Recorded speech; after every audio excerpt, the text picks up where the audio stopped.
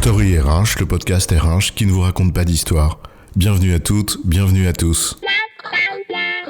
History is made of stories.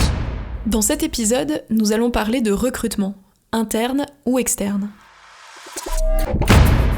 Bon alors chef, ça fait plus de 30 ans que je dirige, alors autant dire que je sais qui il faut. Et surtout, qui il ne faut pas. Moi, d'un seul coup d'œil, je te les repère, les œufs fêlés dont on ne veut pas chez qui tu sais. Bah voilà, la rengaine du vieux con qui sait tout, qui met son nez dans tout et surtout dans ce qu'il ne connaît pas. Parce que tu crois que t'es un bon recruteur, toi ? Si tu en étais un si bon, tu m'aurais jamais choisi, chef. On a tous un jour croisé un manager sûr de son nez, de son intuition, qui sélectionne celles et ceux qui lui plaisent. Parce que tu comprends les valeurs, l'esprit d'équipe, tout ça. Bon, alors, recruter, c'est un pari et un métier. C'est quoi l'histoire ?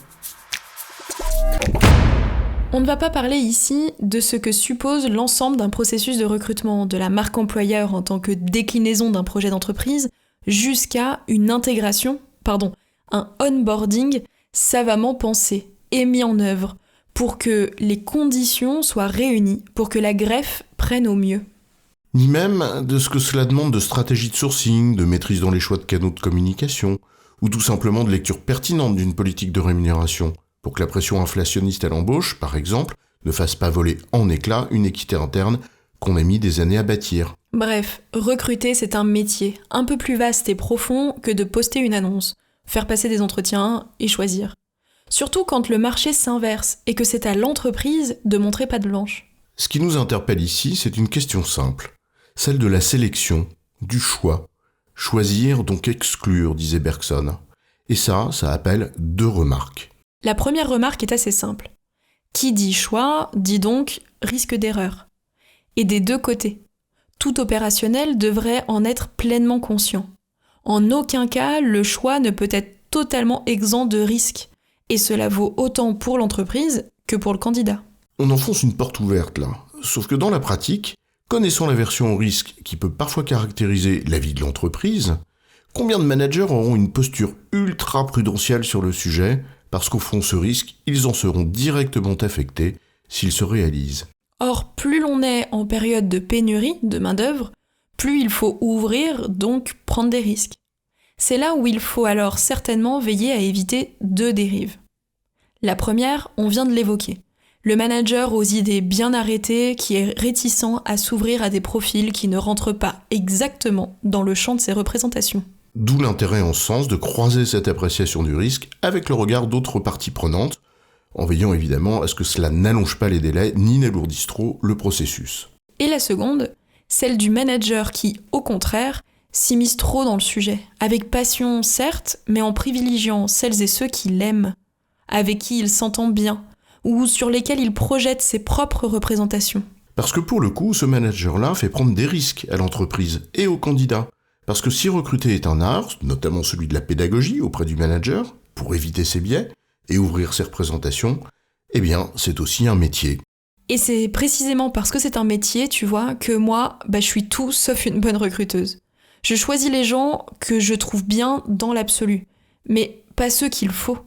En d'autres termes, je fais rigoureusement ce qu'il faut pas. Même si parfois, t'as du bol, ça match, et ça se passe bien parce que t'as du nez, et après tu t'en fais une règle générale, et là, paf, ça marche plus. J'en connais des managers expérimentés, rompus à l'exercice de leur métier, qui sont lamentablement fourvoyés, trop sûrs de ce que leur expérience leur a livré. Un peu comme le chef d'entreprise qui a réussi et qui est convaincu de pouvoir faire des clés de sa propre réussite, celle d'un modèle universel. Comprendre ce qui va matcher entre la culture de la boîte et la personne, la manière dont sa personnalité sera bénéfique à l'équipe et s'enrichira de ses caractéristiques, le projet qu'on veut mener, ses attentes, ses compétences, mais aussi les comportements qui sont les siens, bref, la liste est longue. Penser ainsi que tu peux répondre à toutes ces questions en ne comptant que sur ton bon sens et ton intuition de manager expérimenté, c'est précisément manquer de bon sens. Et au demeurant, avoir une bien piètre considération pour le métier de recruteur.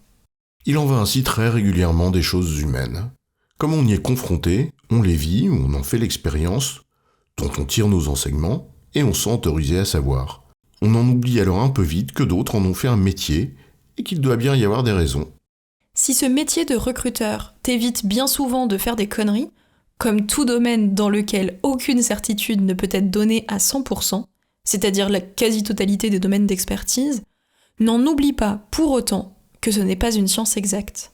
Pour le manager, il faut donc travailler main dans la main avec les professionnels du recrutement, en leur faisant confiance, puis assumer ses choix, donc prendre un risque. Mais cela veut dire aussi que le professionnel du recrutement a tout un travail de pédagogie à faire. Pour que le manager comprenne le champ des contraintes qui pèsent sur le recrutement envisagé, qu'il ou elle ne se fasse pas de fausses représentations de la réalité de la situation.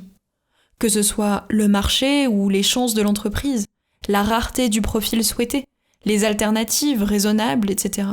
En un mot, comme pour tout expert, donner des clés au manager opérationnel pour qu'il ou elle puisse faire leurs arbitrages en connaissance de cause, et donc accepter la part de risque qui leur incombe dans les décisions qui en résultent.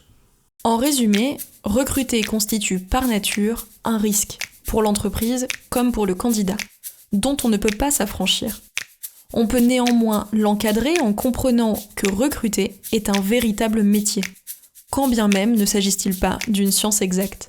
J'ai bon, chef ? Oui, tu as bon, mais on va pas en faire toute une histoire.